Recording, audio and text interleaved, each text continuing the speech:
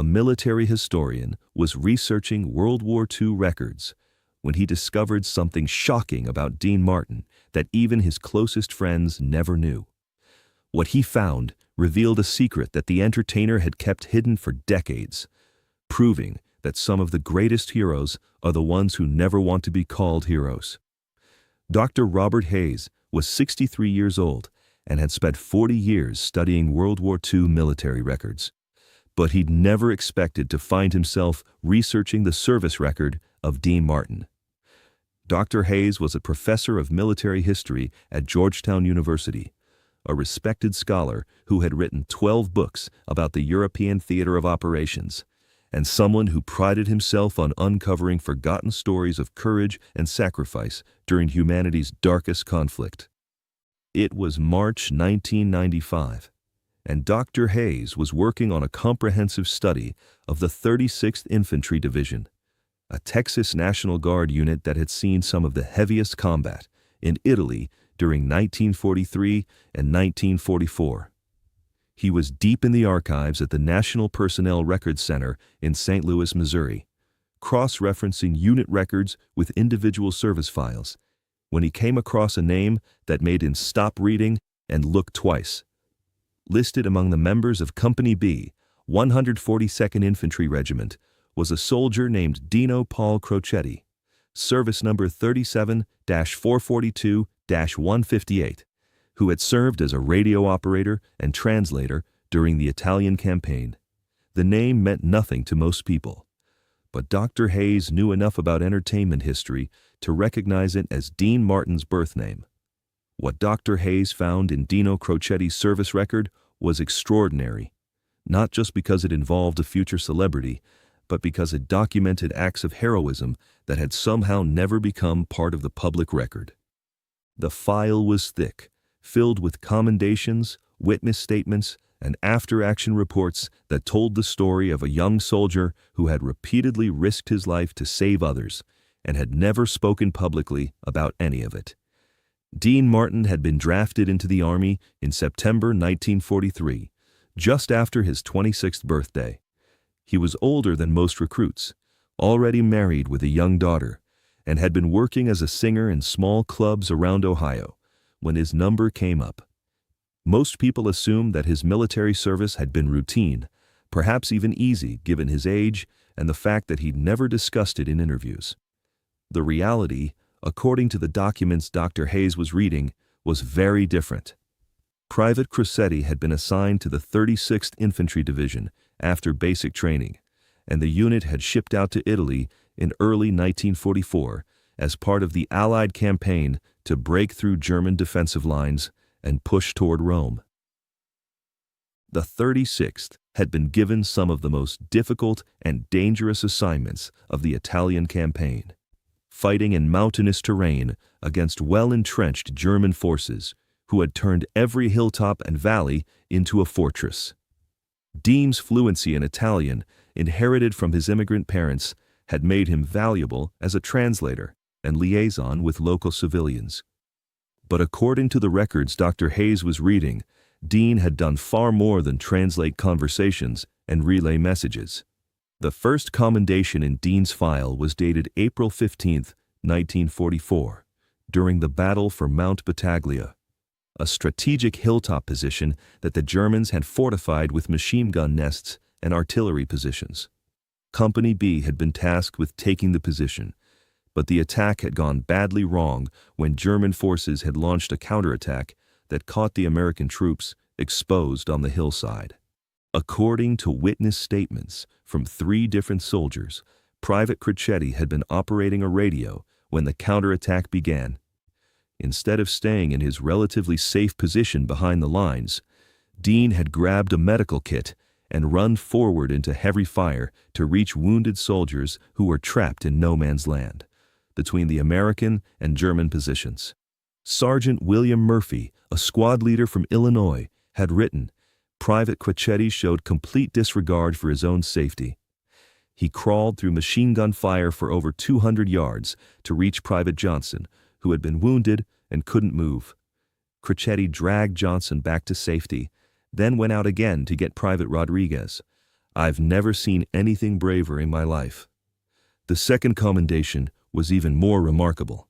On May 22, 1944, near the village of Terracina, Dean's unit had been advancing through German-occupied territory when they encountered a group of Italian civilians who had been trapped in a bombed church for 3 days. The civilians included 2 elderly priests, a dozen women, and 6 children, and they were in immediate danger from German forces who were using the area as a staging ground for artillery strikes. Dean had volunteered to lead a rescue mission, using his Italian language skills to communicate with the civilians and coordinate their evacuation.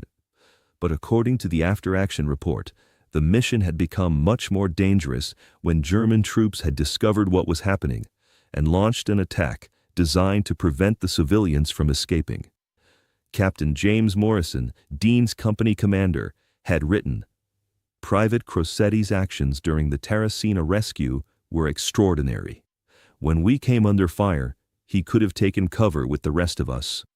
Instead, he stayed with the civilians, particularly the children, keeping them calm and helping them reach safety. He was exposed to enemy fire for over 30 minutes, and his courage probably saved 18 lives." The most detailed documentation in Dean's file concerned an incident that had occurred on June 8, 1944, during the advance toward Rome. Dean's platoon had been conducting a reconnaissance patrol when they had stumbled into a German ambush that had killed 2 soldiers and wounded 4 others, including the platoon sergeant and the radio operator. With communications cut and his unit pinned down by enemy fire, Dean had volunteered to crawl back to American lines to call for reinforcements and medical evacuation. The journey had required him to move over half a mile through German-controlled territory, avoiding enemy patrols and crossing open ground where he would have been killed if spotted. Lieutenant Robert Chen, the platoon leader, had provided the most detailed account. "Private Crossetti's solo mission to get help for our wounded was the most courageous thing I witnessed during my entire time in combat. He had to move through enemy territory in daylight with no support, knowing that if he was caught, he would probably be killed. But he also knew that our wounded soldiers would die without medical attention, and he wasn't willing to let that happen." Dean had successfully reached American lines, guided a rescue force back to the trapped patrol, and helped evacuate the wounded soldiers, all of whom survived because of the speed with which medical attention reached them. The final entry in Dean's service record was a Purple Heart citation, awarded after he had been wounded by shrapnel during the liberation of Rome. According to medical records, Dean had been struck in the shoulder and leg by fragments from a German artillery shell, but had refused evacuation until the immediate tactical situation was secured and other wounded soldiers had been treated.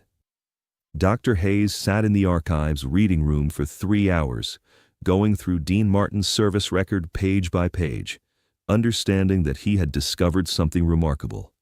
Here was documentation of genuine heroism by someone who had become famous for appearing effortless and unflappable, someone who had never sought recognition for actions that most people would consider the definition of courage under fire.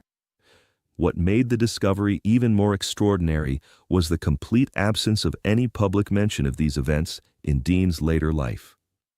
Dr. Hayes had read dozens of interviews with Dean Martin, and in every case where military service was mentioned, Dean had deflected the questions or changed the subject. He had never claimed to have seen combat, never mentioned his decorations, never used his war record to enhance his public image. Dr. Hayes began reaching out to Dean Martin's surviving friends and colleagues, hoping to understand why someone would keep such an extraordinary record of military service secret. What he discovered was that Dean's silence about his war experiences was so complete that even his closest friends had assumed his military service was routine. Frank Sinatra, interviewed by Dr. Hayes in 1996, admitted that Dean had never discussed his combat experiences. "Dino would change the subject whenever the war came up," Sinatra said. I always figured maybe he felt guilty about being home when other guys were still fighting, or maybe his service wasn't anything special. I had no idea he was a decorated hero. Sammy Davis Jr., before his death in 1990, had told a similar story to other researchers.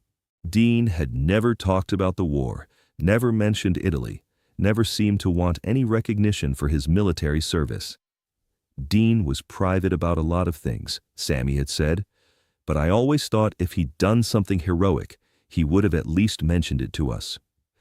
Dr. Hayes eventually tracked down 2 surviving members of Dean's unit, Robert Chen, the former lieutenant who had written about Dean's solo mission, and William Murphy, the sergeant who had witnessed the Mount Battaglia rescue. Both men were in their 70s, and both had clear, vivid memories of the young soldier who had repeatedly risked his life for his fellow Americans and Italian civilians. "Dino was the bravest man in our company," Robert Chen told Dr. Hayes, "and the funniest. He could make us laugh even when we were scared to death, but he never acted like he thought what he was doing was special. He just saw people who needed help, and he helped them." William Murphy's assessment was similar. "Dino saved my life, and the lives of a lot of other guys. But he never wanted to talk about it, even during the war. He'd do something incredibly brave, and then he'd joke about it, or change the subject. I think he genuinely didn't think what he was doing was anything out of the ordinary."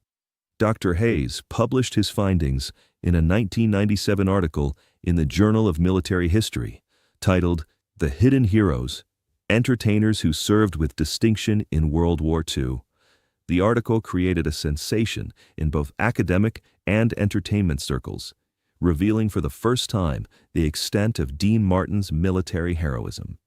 When reporters asked Dean's family about the revelations, his daughter Dina Martin said that her father had occasionally mentioned being in Italy during the war, but had never discussed specific events or actions. "Dad was always modest about everything he did," she said. "I guess that included saving people's lives during the war." The discovery explained something that Dean's friends and colleagues had noticed throughout his career: his complete lack of interest in being praised or recognized for charitable work, his discomfort with being called a hero for anything, and his tendency to deflect attention from his own accomplishments, while highlighting other people's contributions. Dean Martin had died in 1995, just months before Dr. Hayes published his research, taking his war stories with him to the grave. But the military records he left behind revealed a man whose courage under fire was matched only by his determination never to seek recognition for doing what he considered his duty. Dean Martin spent his entire adult life making people happy, Dr. Hayes concluded in his article. But before he was an entertainer, he was a soldier who saved lives and showed extraordinary courage in combat. The fact that he never talked about it tells us everything we need to know about his character. The revelation changed how many people viewed Dean Martin, adding depth and substance to a public image that had sometimes been dismissed as superficial charm.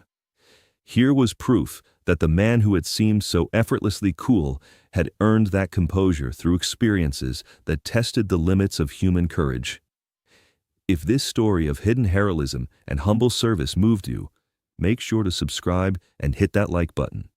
Share this with anyone who needs to know that real heroes often never call themselves heroes, and that the most courageous people are sometimes the ones who seem the most ordinary. Have you ever discovered something surprising about someone you thought you knew well? Let us know in the comments, and don't forget to ring that notification bell for more incredible stories about the hidden depths of history's most fascinating people.